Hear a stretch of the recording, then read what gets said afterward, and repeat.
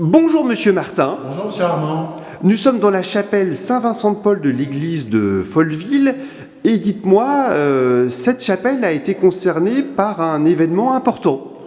Bah oui, en fait, vraiment très bizarrement, un jour, nous avions une bénévole, Marie, qui faisait les visites de l'église, les visites dominicales, et un visiteur donc lui faisait remarquer que le reliquaire qui était dans la chapelle de Saint-Vincent, ici dans l'église, était vide. Donc tout de suite, elle a fait le rapprochement entre une breloque, un médaillon en fait, qui était accroché sur un des murs de sa maison. Et ce médaillon en fait avait été cédé lors de l'achat de sa maison par l'ancien propriétaire, qu'il avait déjà eu de l'ancien propriétaire, etc. C'était une histoire comment dire, de donation en fait un petit peu. Et donc là, il a fait le rapprochement entre cette médaille, ce médaillon qui avait accroché à son mur, et le reliquaire vide.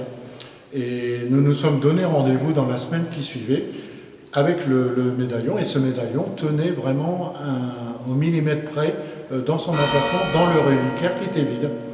Et sur cette relique, en fait, est bien marqué Saint-Vincent-de-Paul, et d'après les recherches que l'on a fait, cette relique aurait disparu il y a environ une cinquantaine d'années. Donc on peut dire finalement que tout est né de la remarque d'une personne qui visitait l'église, qui était surprise de voir qu'il n'y avait pas de relique dans le reliquaire, une remarque très judicieuse. Tout à fait, bien sûr.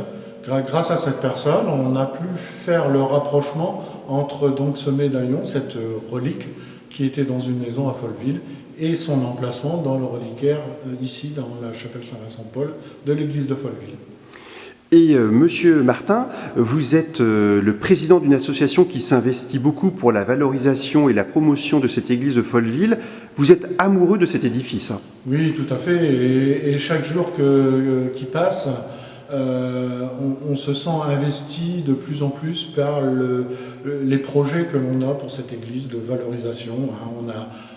On a eu une belle réussite avec les deux vitraux qui viennent embellir le cœur de l'église de Folleville. Et notre prochain projet, donc, qui devrait voir le jour l'année prochaine, en 2025, c'est l'éclairage de la carène, donc, qui est la nef du XVe siècle.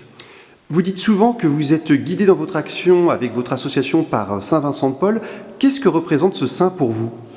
Écoutez, c'est grâce à lui, en fait, et Louise de Marillac, que Vincent de Paul a créé la communauté de la congrégation de la mission, et qui a pu lancer les prémices en fait, de l'assistance publique grâce à la création, à partir d'anciennes léproseries sur Paris, de maisons d'accueil pour accueillir tous les gens nécessiteux et malades.